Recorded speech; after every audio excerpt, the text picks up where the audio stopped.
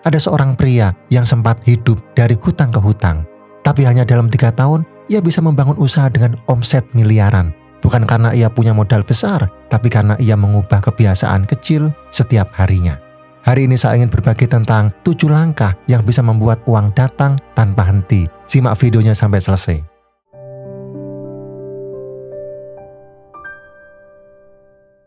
Bukan rahasia lagi, banyak orang kelelahan bukan karena hidup terlalu berat, tapi karena cara mereka menjalani hidup belum tepat. Kita mengejar uang tanpa tahu arah, lalu kecewa saat hasilnya tidak memuaskan. Padahal jika kita tahu jalurnya, rezeki bisa datang dengan cara yang lebih bijak dan tidak memaksa. Dan inilah 7 langkah yang bisa membantu kamu menarik rezeki dengan tenang dan penuh kesadaran. Yang pertama, perbaiki hubunganmu dengan uang. Sebelum Warren Buffett dikenal sebagai investor sukses dunia, ia pernah jatuh dalam ketakutan yang sama seperti banyak dari kita yang takut kehilangan, takut kekurangan. Di usia muda, ia sangat terobsesi menumpuk uang, hingga lupa menikmati hidup. Tapi titik baliknya datang saat ia sadar uang tidak datang pada orang yang panik, tapi pada orang yang tenang. Ia mulai membangun filosofi, bukan seberapa banyak uang yang kamu hasilkan, tapi seberapa sehat hubunganmu dengan uang. Dan sejak saat itu, bukan hanya kekayaannya yang bertumbuh, tapi juga ketenangan jiwanya. Jika kamu merasa tercekik hanya karena memandang uang sebagai musuh, padahal saat kamu belajar menghormati uang dan bersikap bersahabat dengannya, segalanya terasa lebih ringan. Mengubah kalimat "saya tidak punya uang" menjadi "saya sedang mencari cara yang baik untuk mendapatkannya" bisa jadi terlihat kecil, tapi bisa mengubah hidup. Pahamilah, uang tidak suka tinggal di hati yang penuh ketakutan, tapi ia akan menetap di hati yang damai dan bijak dalam memperlakukannya. Yang kedua, bangun kebiasaan memberi sekecil apapun. Saya pernah punya teman dekat yang hidupnya sangat sederhana. Penghasilannya tidak besar, hanya cukup untuk kebutuhan harian.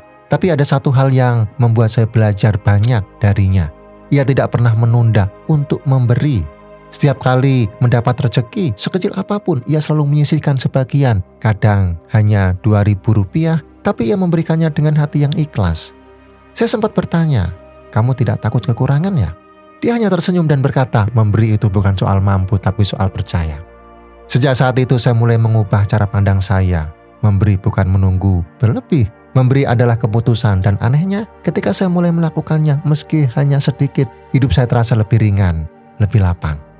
Mungkin kamu pernah merasa ragu untuk berbagi karena takut belum cukup untuk diri sendiri. Tapi coba pikirkan, bukankah yang paling tulus justru datang dari keterbatasan?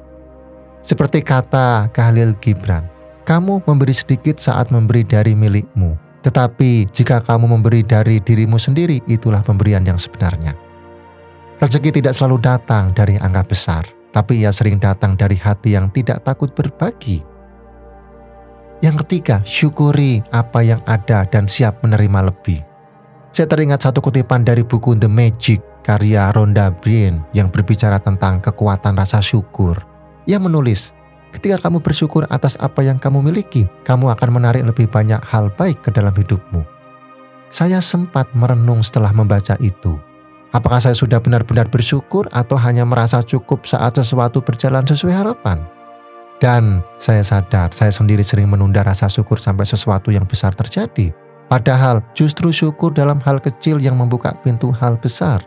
Saya mulai membiasakan diri untuk mensyukuri hal sederhana, seperti makanan hari ini, pekerjaan yang masih ada, bahkan udara pagi yang segar. Dan entah mengapa hati saya jadi lebih tenang, pikiran lebih jernih, rezeki pun terasa lebih ringan. Coba kamu pikirkan, apakah kamu sudah cukup konsisten dengan rasa syukur atau masih sering menunggu alasan besar untuk merasa cukup? Ingat, saat hati siap bersyukur, hidup pun siap memberi. Yang keempat, kembangkan satu kemampuan. Saya pernah mengenal seorang ibu rumah tangga yang hidupnya dulu serba terbatas. Suaminya kehilangan pekerjaan dan ia hanya lulusan SMA. Tapi ia punya satu hal, hobi suka memasak. Setiap pagi ia mulai belajar lewat video gratisan, mencoba resep sederhana, lalu menawarkan pada tetangga.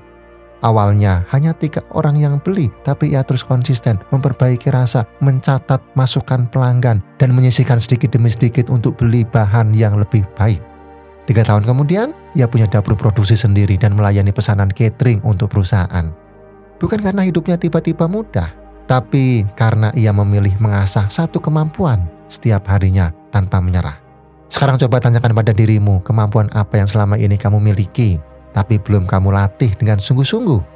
Rezeki seringkali tidak datang dari keberuntungan, tapi dari keputusan untuk tidak diam di tempat. Jika hari ini kamu merasa hidup tidak berubah, yang perlu dicoba bukan langkah besar, tapi langkah kecil yang dilakukan terus-menerus. Yang kelima, jaga energi emosional dan mentalmu.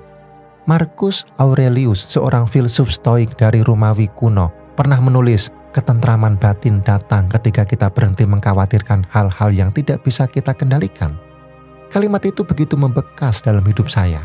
Karena seringkali saya merasa penat bukan karena masalah terlalu besar, tapi karena hati dan pikiran terlalu penuh dengan terus memikirkan yang belum terjadi, terus mengulang yang sudah berlalu. Kemudian saya mulai belajar menyaring isi kepala saya, meluangkan waktu sejenak di pagi hari untuk duduk tenang, menulis apa yang saya rasakan dan menata ulang fokus saya. Bukan untuk menghindar dari hidup, tapi agar saya bisa menjalani hidup dengan lebih jernih. Mungkin kamu pernah berada di fase yang penuh tekanan. Coba tanyakan pada dirimu, apakah kamu memberi ruang bagi dirimu sendiri untuk merenung? Apakah kamu memberi ruang pada dirimu sendiri untuk tenang? Ingat, saat energi emosional dan mentalmu terjaga, bukan hanya tubuhmu yang kuat, tapi pintu-pintu rezeki pun jadi lebih mudah terbuka. Yang keenam, buat aliran masuk lebih dari satu. Hari ini kita hidup di tengah perubahan besar. Teknologi membuat siapapun bisa punya penghasilan tambahan, bahkan tanpa harus meninggalkan rumah. Dulu, bekerja berarti pergi ke kantor dan menunggu gaji bulanan. Tapi sekarang, kamu bisa menjual karya digital, membuka kursus daring, jadi konten kreator, atau sekedar menjual barang tak terpakai lewat ponsel. Banyak orang biasa yang berhasil bertahan dan bangkit, bukan karena mereka lebih pintar, tapi karena mereka lebih cepat menyesuaikan diri. Coba renungkan, apakah kamu masih bertahan dengan pola lama yang makin sempit, atau sudah cukup berani membuka pintu baru meski kecil? Karena saat dunia berubah, cara kamu mencari rezeki pun harus ikut bergerak. Rezeki tidak selalu datang dari arah yang besar, tapi sering muncul dari celah kecil yang selama ini kamu abaikan karena terlihat sepele. Yang ketujuh, pilih lingkungan yang mendorongmu maju. Dulu ada seorang pekerja lepas yang hidupnya jalan di tempat. Setiap hari ia menghabiskan waktu dengan teman-teman yang hanya membahas keluhan hidup tentang ekonomi yang berat, peluang yang sempit, dan hidup yang katanya tidak adil. Lama-lama pikirannya pun ikut tertutup, ia mulai merasa hidupnya tidak akan berubah. Sampai suatu hari ia memberanikan diri ikut forum belajar daring. Isinya orang-orang biasa, tapi semangatnya luar biasa. Mereka saling berbagi ilmu, saling mendorong, dan saling percaya bahwa perubahan itu nyata. Itulah titik baliknya. Ia mulai punya arah, mulai menghasilkan, dan yang lebih penting, ia mulai percaya lagi pada dirinya sendiri. Seperti kata Zig Ziglar, lingkungan adalah pupuk. Pilih yang menumbuhkan, bukan yang mengeruhkan. Coba kamu renungkan siapa saja yang setiap hari mengisi pikiranmu dan perasaanmu. Apakah mereka mendorongmu untuk bertumbuh atau justru membuatmu merasa kecil? Karena seringkali rezeki tidak hanya datang dari apa yang kamu kerjakan, tapi juga dari siapa yang berjalan bersamamu. Sekarang, lihat kembali hidupmu hari ini. Sudahkah setiap langkah yang kamu ambil menjadi undangan bagi rezeki? Atau justru diam-diam menutup pintunya? Kadang bukan kurang kerja keras yang membuat hidup terasa buntu, tapi arah dan energi yang tidak sejalan. Rezeki senang mendekat pada hati yang jernih, tindakan yang tulus, dan kebiasaan yang konsisten.